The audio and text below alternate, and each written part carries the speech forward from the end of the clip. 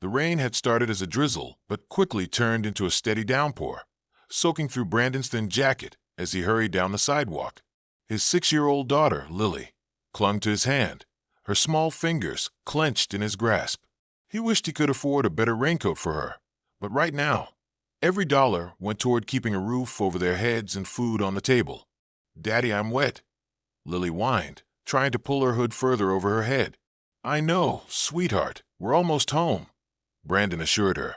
Though the leaky apartment they rented wasn't much of a refuge from the cold, his job at the auto repair shop barely covered their expenses. With rent overdue, the landlord had already given him a warning. As they turned a corner near the small grocery store, a boy, no older than 8, stood alone under the awning, shivering. He wore expensive-looking clothes, his jacket thick, and his shoes spotless, but his face was pale with fear. His blonde hair was plastered to his forehead from the rain, and his wide blue eyes darted around anxiously. Brandon slowed down, glancing around for an adult. The boy didn't belong here. The neighborhood was mostly filled with working-class families, and this kid's clothes screamed wealth. Lily noticed him too. "Daddy, why is he alone?" Brandon sighed, squeezing her hand. He didn't have time for this. He was exhausted, cold, and the last thing he needed was to get involved in someone else's problem. But leaving a child alone in the rain didn't sit right with him. He approached carefully. "Hey, buddy, are you lost?" The boy flinched but nodded. "I don't know where my driver is. He was supposed to pick me up." His voice wavered, and he sniffled loudly. Brandon frowned. "A driver?"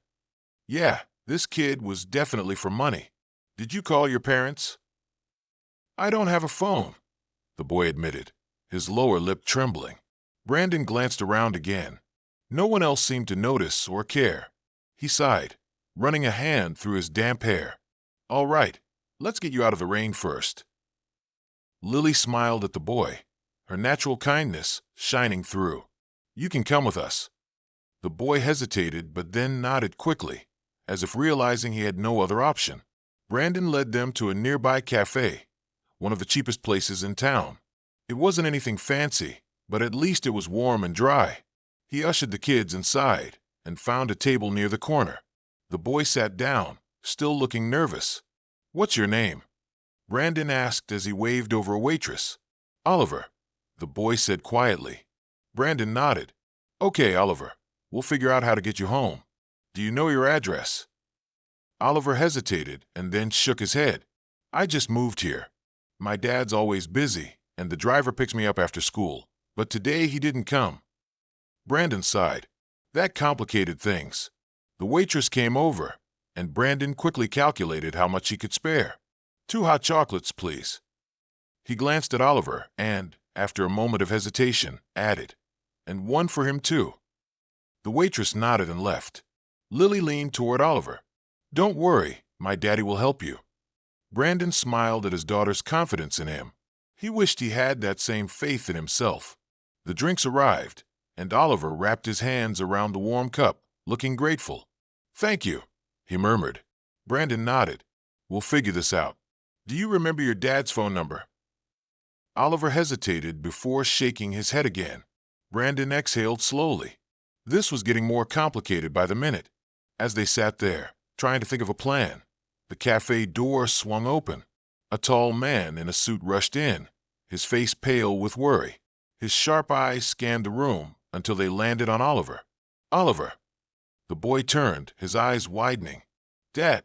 The man strode over and pulled Oliver into a tight hug. "I've been looking everywhere for you," the man said. Brandon watched the scene unfold, realizing this wasn't just any worried father. The man's tailored suit, expensive watch, and the way the cafe staff seemed to recognize him immediately told Brandon everything he needed to know.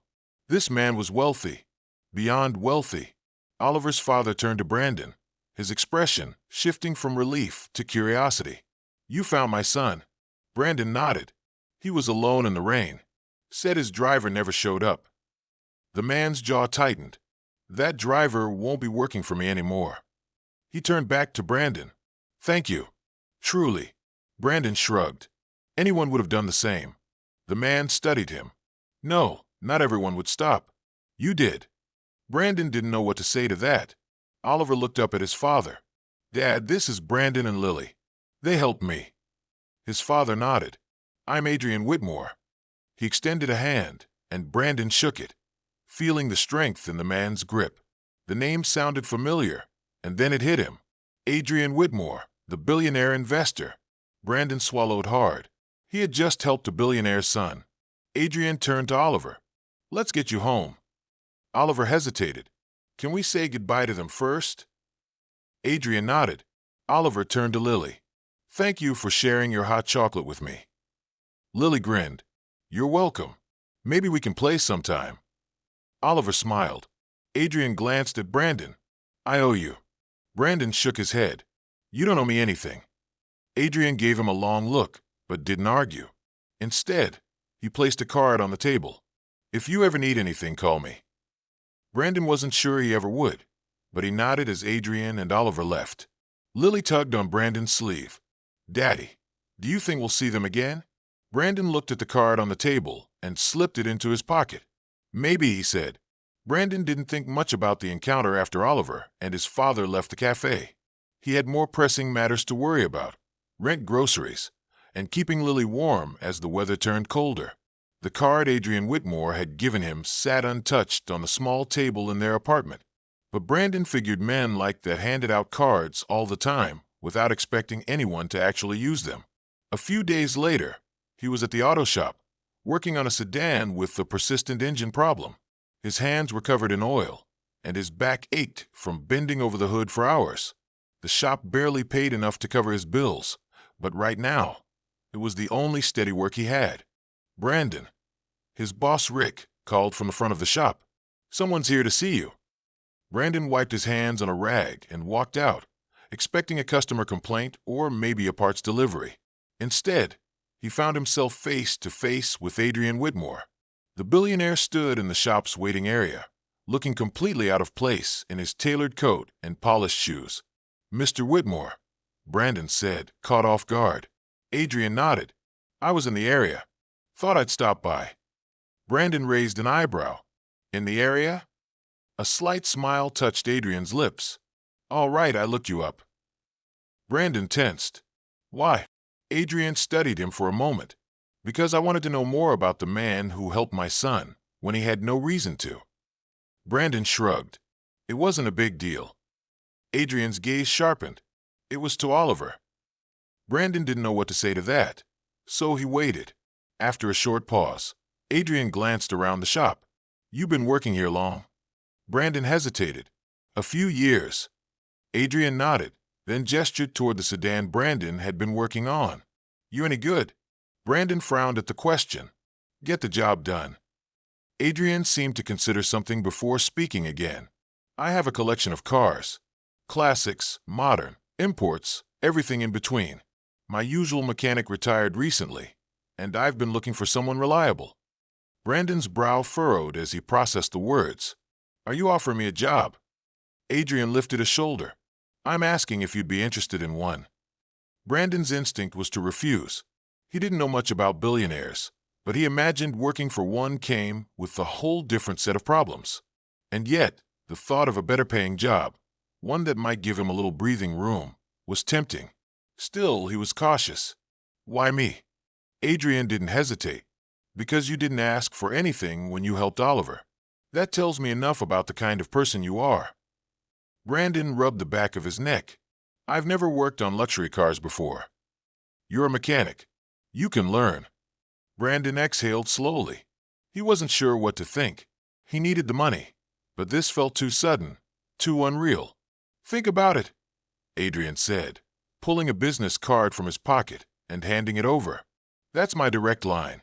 If you're interested, call me." Brandon stared at the card for a moment before nodding. "I'll think about it." Adrian studied him briefly, then gave a small nod before turning to leave. Brandon stood there for a long moment, turning the card over in his fingers. Rick walked up beside him, arms crossed. "That looked important." Brandon let out a breath. "Yeah, I think it was." That night, after putting Lily to bed, Brandon sat at the small kitchen table, staring at the business card. He had never been the type to take risks, especially when he had a child to care for. But this job offer, it could change everything. Still, the doubt lingered. What if he wasn't good enough?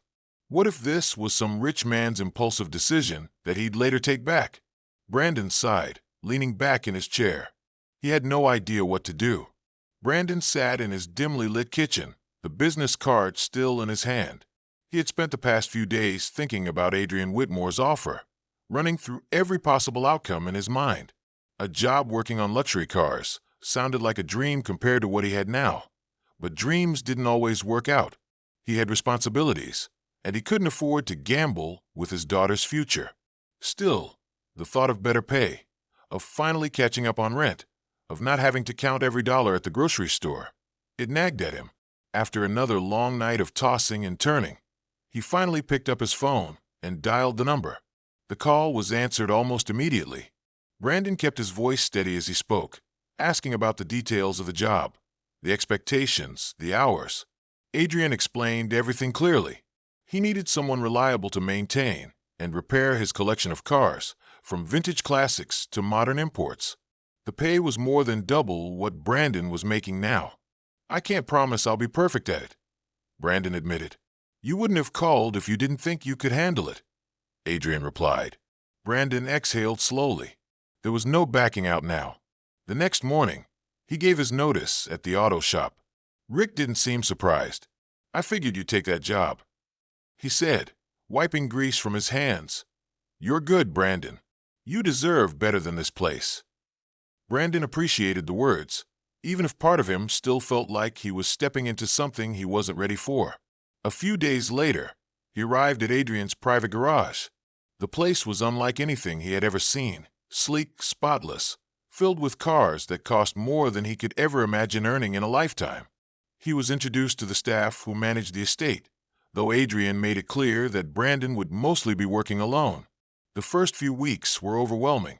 The cars were different from anything he had worked on before, with technology and precision that required a steep learning curve.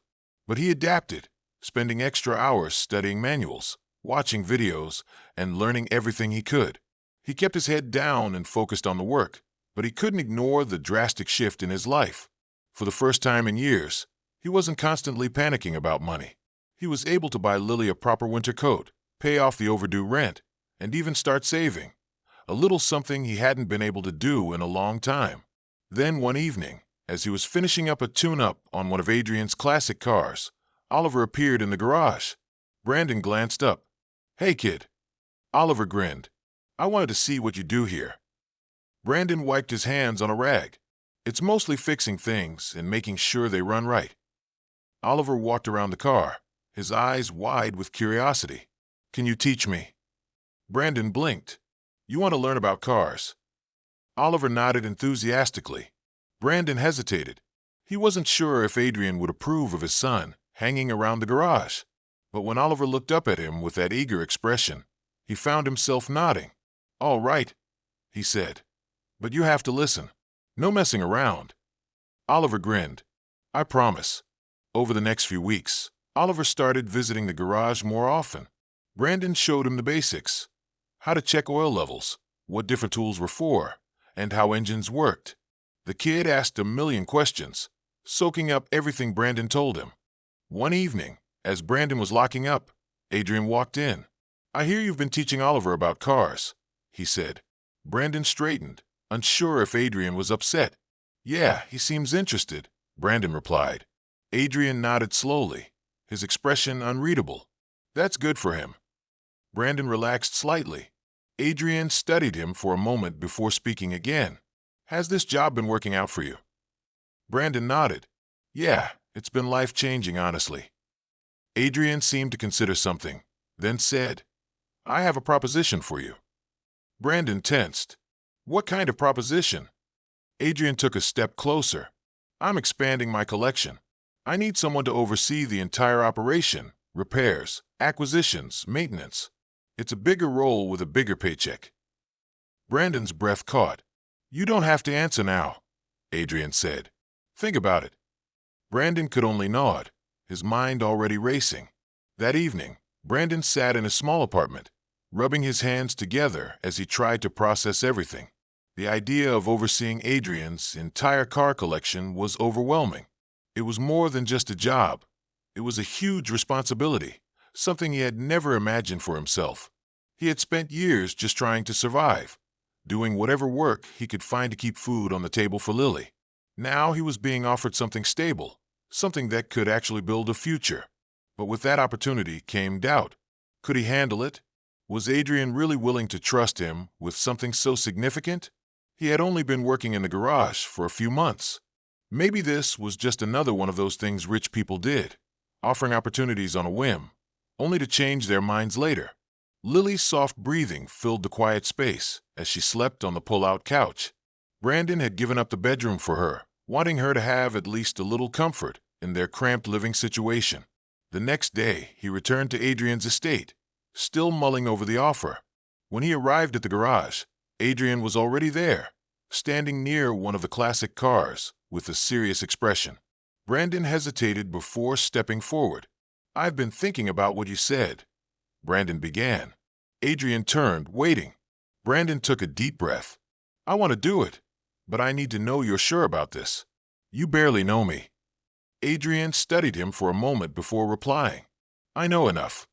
Brandon wasn't sure what that meant, but before he could ask, Adrian pulled something from his coat pocket and handed it over. Brandon looked down and froze. A check for $10,000. His chest tightened. "What is this?" Adrian's voice was steady. "For what you did that night. You didn't have to stop. You didn't have to take Oliver in, buy him something warm, make sure he was safe. But you did."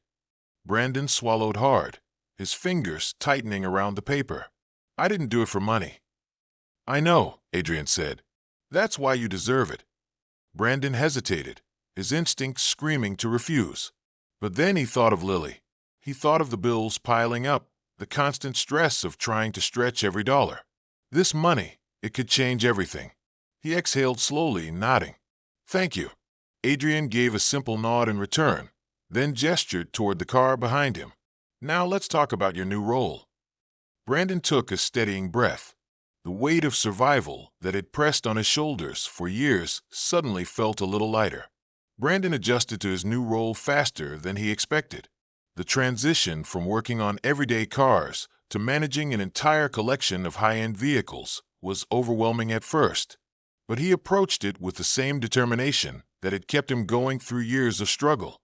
He spent long hours familiarizing himself with each car, learning the specific maintenance requirements, and coordinating the necessary repairs. Adrian didn't hover, but he did check in from time to time, offering insights on acquisitions and the history behind certain models. Brandon appreciated the trust Adrian placed in him, and over time, his confidence in his own abilities grew.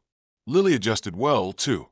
With a higher salary, Brandon was able to move them into a better apartment, one with a real bedroom for her and a kitchen that didn't feel like it belonged in a storage closet.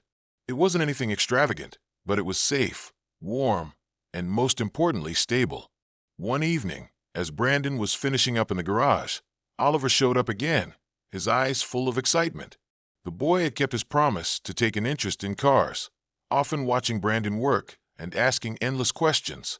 This time, however, he was holding something behind his back. Brandon wiped his hands on a rag. "You look like you've got something to say." Oliver grinned and pulled out a small hand-drawn picture. It was a crayon drawing of a sleek sports car, with Brandon's name written underneath it in uneven letters. "I designed this," Oliver said proudly. "It's not a real car, but I thought maybe one day you could build one like it." Brandon took the paper, studying the details. The lines were rough, but Oliver had put thought into it. He had even labeled different parts, just like he'd seen Brandon do when working on repairs. Brandon knelt, so they were at eye level. "This is pretty good, kid. You've got an eye for design." Oliver beamed. "Do you think I could learn how to build cars someday?" Brandon nodded. "If you want to, yes. It takes a lot of work, but I think you'd be good at it." Oliver's excitement was evident. He grabbed one of the nearby tools and held it up. "Can you teach me more?" Brandon chuckled. "All right, but just the basics for now. Your dad might not be thrilled if you start taking apart his cars." Oliver laughed, and they spent the next hour going over simple mechanics. Brandon showed him how to check tire pressure, how to recognize certain engine parts, and even let him tighten a few bolts under supervision. As the days passed, Brandon found himself settling into a life he never thought possible. He no longer had to worry about every dollar. He wasn't constantly exhausted from stress. For the first time in years, he could plan for the future rather than just survive the present. He had spent too many years scraping by, too many nights wondering how he would make it to the next paycheck. But now things were different. When he got home, Lily was waiting for him, curled up with a book. She looked up as he walked in. "Did you have a good day, Daddy?" Brandon smiled, ruffling her hair. "Yes, sweetheart. Think things are finally looking up." And for the first time in a long time, he truly believed it.